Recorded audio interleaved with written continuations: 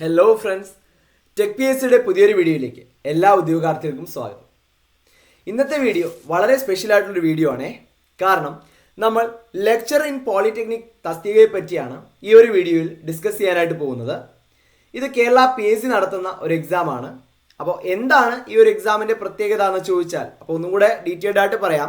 Lecturer in mechanical engineering in government polytechnic colleges. അപ്പോൾ ഈ ഒരു പോസ്റ്റിലേക്കുള്ള വിജ്ഞാപനം നമുക്ക് ഈ ഒരു വർഷം തന്നെ പ്രതീക്ഷിക്കാം. ഈ വർഷം തന്നെ നമുക്ക് ആ നോട്ടിഫിക്കേഷൻ പ്രതീക്ഷിക്കാവുന്നതാണ്. അപ്പോൾ എന്താണ് ഇതിൻ്റെ പ്രത്യേകത എന്ന് പറയുമ്പോൾ, ഒന്നാമത്തെ കാര്യം, കേരള പി എസ് സി നടത്തുന്ന ഒരു എക്സാം ആണെങ്കിൽ പോലും ഇതിൻ്റെ DNS അലവൻസ് സെൻട്രൽ ഗവൺമെൻറ്റിൻ്റെയാണ്. അപ്പോൾ സ്റ്റേറ്റ് ഗവൺമെൻറ് വെച്ച് കമ്പയർ ചെയ്യുമ്പോൾ അത്യാവശ്യം നല്ല DNS അലവൻസിൽ അത്യാവശ്യം നല്ലൊരു ഇൻക്രിമെൻറ്റ് ഈ ഒരു പോസ്റ്റിലേക്ക് ഉണ്ട്. അത് ഒന്നാമത്തെ കാര്യമാണ്. മറ്റൊന്ന്, ഇത് ഗവൺമെൻറ് പോളിടെക്നിക് കോളേജസുകളിലേക്ക് നടത്തുന്ന ഒരു എക്സാം ആയതുകൊണ്ട് തന്നെ അതിനനുസരിച്ചുള്ള ലീവുകളും, നമുക്ക് 2 മാസത്തെ വെക്കേഷൻ ഉൾപ്പെടെയുള്ള ലീവുകളും മറ്റ് ആനുകൂല്യങ്ങളും തീർച്ചയായിട്ടും ഈ ഒരു പോസ്റ്റിൽ ലഭിക്കും എന്നുള്ളതാണ്. അപ്പോൾ ധാരാളം പേര് കാത്തിരിക്കുന്ന ഒരു നോട്ടിഫിക്കേഷൻ കൂടിയാണ് lecture in mechanical engineering in polytechnic colleges. അപ്പോൾ അതിനെപ്പറ്റിയുള്ള ഡീറ്റെയിൽസ് ആണ് നമ്മൾ ഈ ഒരു വീഡിയോയിലൂടെ പരിശോധിക്കാനായിട്ട് പോകുന്നത്. സോ നമുക്ക് നേരെ വീഡിയോയിലേക്ക് കടക്കാം. ആദ്യം തന്നെ നമുക്ക് നോട്ടിഫിക്കേഷൻ ഡീറ്റെയിൽസ് ഒന്ന് ചെക്ക് ചെയ്യുമ്പോൾ, ടെക്നിക്കൽ എഡ്യൂക്കേഷൻ ഡിപ്പാർട്ട്മെൻറ്റിലേക്കാണ് നിയമനം നടക്കുന്നത്. ലെക്ചർ ഇൻ മെക്കാനിക്കൽ എഞ്ചിനീയറിംഗ് ആണ് post name. Scale of pay നമ്മൾ നേരത്തെ പറഞ്ഞ പോലെ AICTE പറയുന്ന സ്കെയിൽ ഓഫ് പേ ആണ്. ഡയറക്റ്റ് റിക്രൂട്ട്മെൻ്റ് ആണ്. 20 വയസ്സ് മുതൽ 43 വയസ്സ് വരെ ഏജ് ലിമിറ്റ് ഉള്ളവർക്ക് ഈ ഒരു പോസ്റ്റിലേക്ക് അപേക്ഷിക്കുവാനായിട്ട് സാധിക്കും. അതിൽ തന്നെ റിസർവ്ഡ് കാറ്റഗറിയിലുള്ളവർക്കും മറ്റും തീർച്ചയായിട്ടും ഏജ് റിലാക്സേഷൻസ് ആപ്ലിക്കബിൾ ആണ്. അത് വിശദമായിട്ട് ആ നോട്ടിഫിക്കേഷൻ ഉണ്ടാവും, അതൊന്ന് ശ്രദ്ധിക്കുക. ഇനി നമ്പർ ഓഫ് വേക്കൻസീസ് 30 വേക്കൻസീസ് വരെ പ്രതീക്ഷിക്കാവുന്നുണ്ട്. ഈ വരുന്ന നോട്ടിഫിക്കേഷൻ നമുക്ക് 30ഓളം വേക്കൻസീസ് പ്രതീക്ഷിക്കാം.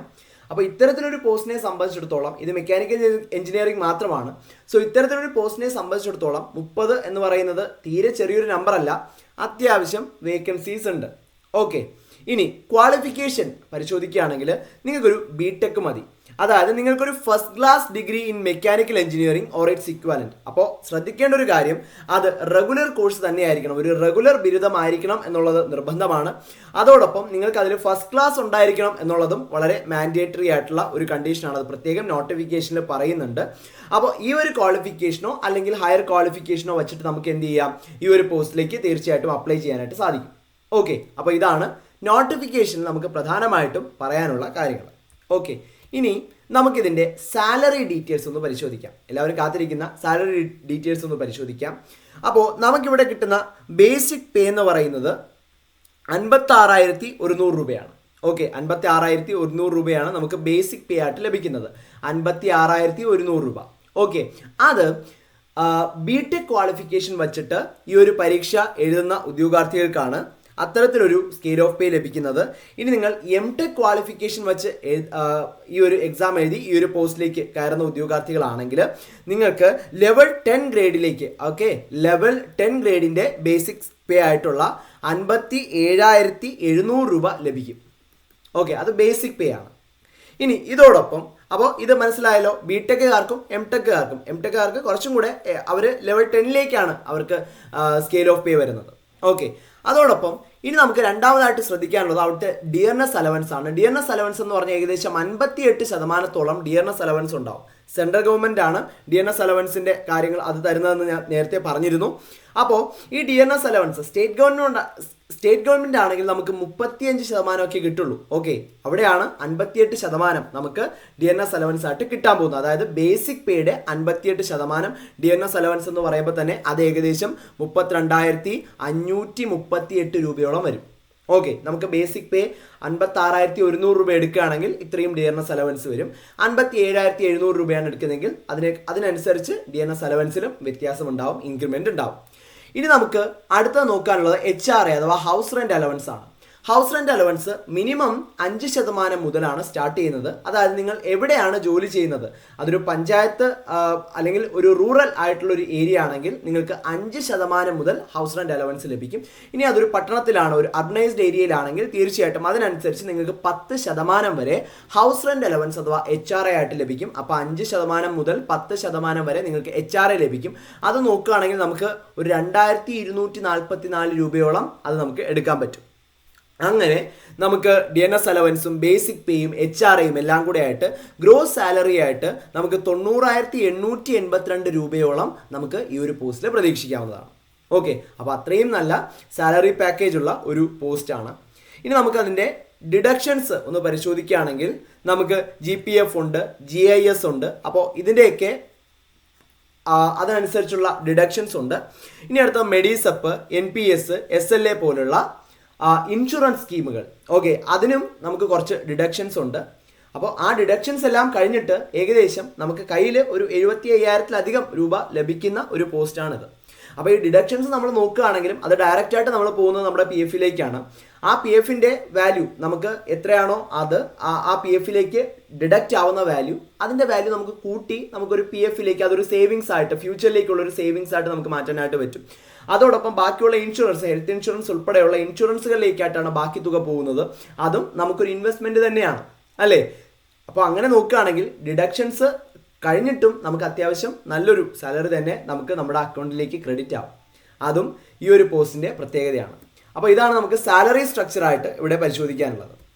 ഇനി നമുക്ക് എന്തൊക്കെയാണ് ഇവിടെ പഠിക്കേണ്ടത്, ഈ ഒരു എക്സാമിന് എന്തൊക്കെയാണ് നമുക്ക് പഠിക്കാനുള്ളത് എന്ന് നമ്മൾ ചെക്ക് ചെയ്യുകയാണെങ്കിൽ ആദ്യം തന്നെ എഞ്ചിനീയറിംഗ് ബേസിക്സ് ആയിട്ട് നമുക്ക് technical mathematics 10 mark, basic civil engineering 5 mark, basic mechanical engineering 5 mark, basic electrical engineering 5 mark, essentials of electronics engineering 5 mark. ഇനി മെക്കാനിക്കൽ ബേസ്ഡ് ആയിട്ട് മെക്കാനിക്കൽ സബ്ജക്റ്റിൽ നിന്ന് നിങ്ങൾക്ക് industrial management and industrial engineering 14 മാർക്കിന്റെ ചോദ്യമാണ് അവിടെ. 14 മാർക്കിന്റെ വെയിറ്റേജ് ഉണ്ട്. മെറ്റലർജി ആൻഡ് മെഷീൻ ടൂൾസ് 14 മാർക്കിന്റെ ചോദ്യം. Fluid mechanics, pneumatics and hydraulic machines 14 mark. Applied mechanics, strength of materials and design of machine elements 14 mark. Thermal engineering 14 mark. ഇങ്ങനെയാണ് ആ ഒരു സിലബസിന്റെ സ്ട്രക്ചർ വരുന്നത്. ഡീറ്റെയിൽഡ് സിലബസ് അല്ല, നമുക്ക് എക്സ്പെക്റ്റഡ് ആയിട്ടുള്ള കുറച്ച് ടോപ്പിക്സ് ആണ് നമ്മളിവിടെ പറയുന്നത്. എന്നാലും ഇതായിരിക്കും അതിൻ്റെ ഒരു സ്ട്രക്ചർ. അങ്ങനെ ആകെ മൊത്തം 100 മാർക്കിനുള്ള ഒരു OMR എക്സാം ആണ് ഈ ഒരു പോസ്റ്റിലേക്ക് നടക്കാനായിട്ടിരിക്കുന്നത് എന്നുള്ള കാര്യവും ശ്രദ്ധിക്കുക. ഓക്കെ, അപ്പോൾ അതാണ് സിലബസിനെ പറ്റി പറയാനുള്ളത്. സോ ഈ ഒരു പരീക്ഷയ്ക്ക് നമുക്ക് നോട്ടിഫിക്കേഷൻ ഞാൻ പറഞ്ഞല്ലോ, ഈ ഒരു വർഷം തന്നെ നമുക്ക് നോട്ടിഫിക്കേഷൻ പ്രതീക്ഷിക്കാവുന്നതാണ്. അപ്പോൾ ഈ പോളിടെക്നിക് ലെക്ചറർ മെക്കാനിക്കൽ ജോലി സ്വപ്നം കാണുന്ന ഉദ്യോഗാർത്ഥികളാണ് നിങ്ങളെങ്കിൽ തീർച്ചയായിട്ടും നിങ്ങൾക്ക് വളരെ നേരത്തെ തന്നെ നിങ്ങളുടെ പ്രിപ്പറേഷൻ ആരംഭിച്ചുകൊണ്ട് ഈ ഒരു റാങ്ക് ലിസ്റ്റിലേക്ക് ഇടം നേടാനായിട്ട് സാധിക്കും. അതിനായിട്ട് ടെക് PSC ഒരു ലോങ് ടേം ഫോക്കസ് ബാച്ച് ആരംഭിച്ചിരിക്കുകയാണ്. അപ്പോൾ ഈ ഒരു ബാച്ചിൻ്റെ പ്രത്യേകത എന്ന് പറയുന്നത് കേരളത്തിലെ മികച്ച ഫാക്കൽറ്റീസ് ആണ് ക്ലാസ്സുകൾ നയിക്കുന്നത്. കഴിഞ്ഞ വർഷത്തെ ഏറ്റവും കൂടുതൽ വിജയികളെ സൃഷ്ടിച്ച ഒരു സ്ഥാപനം കൂടിയാണ് ടെക് PSC. അപ്പോൾ ഈ ഫാക്കൽറ്റീസ് നയിക്കുന്ന ഫുൾ സിലബസ് ബേസ്ഡ് ആയിട്ടുള്ള ലൈവ് സെഷൻസും അതിൻ്റെ റെക്കോർഡഡ് സെഷൻസും നിങ്ങൾക്ക് ടെക് PSC ആപ്പ് ത്രൂ ലഭ്യമാകും. ഇനി ഫുൾ സിലബസ് ബേസ്ഡ് ആയിട്ടുള്ള ക്യാപ്സ്യൂൾ നോട്ട്സും മറ്റ് സ്റ്റഡി മെറ്റീരിയൽസും PDF ഫോർമാറ്റിൽ നിങ്ങൾക്ക് ലഭ്യമാകും. ഡൗട്ട് ക്ലിയറൻസിനും മെൻറ്റർഷിപ്പിനുമുള്ള അവസരങ്ങൾ ഉണ്ടാവും. ഈ ഒരു കോഴ്സിൻ്റെ കോഴ്സ് മെൻറ്റർ എന്ന് പറയുന്നത് സജീവ് സാറാണ്. നിങ്ങൾക്ക് കേരളത്തിൽ ലഭിക്കാവുന്ന വൺ ഓഫ് ദ ബെസ്റ്റ് മെൻറ്ററാണ് സജീവ് സാർ. കാരണം 30ഓളം കോമ്പറ്റേറ്റീവ് എക്സാമുകൾ, സെൻട്രൽ ഗവൺമെൻറ് എക്സാമുകൾ ഉൾപ്പെടെയുള്ള 30ഓളം കോമ്പറ്റേറ്റീവ് എക്സാമുകൾ ക്ലിയർ ചെയ്തിട്ടുള്ള സാറാണ്. പല തസ്തികകളിലായിട്ട് മെക്കാനിക്കൽ എഞ്ചിനീയറിംഗ് ബേസ് ചെയ്തിട്ടുള്ള പല തസ്തികകളിലായിട്ട് ടോപ്പ് റാങ്ക് ഹോൾഡേഴ്സിനെ സൃഷ്ടിച്ചിട്ടുള്ള വ്യക്തിയാണ്. 10,000-ലധികം സ്റ്റുഡൻസിനെ ഇതിനോടകം മെൻറ്റർ ചെയ്ത് കഴിഞ്ഞു.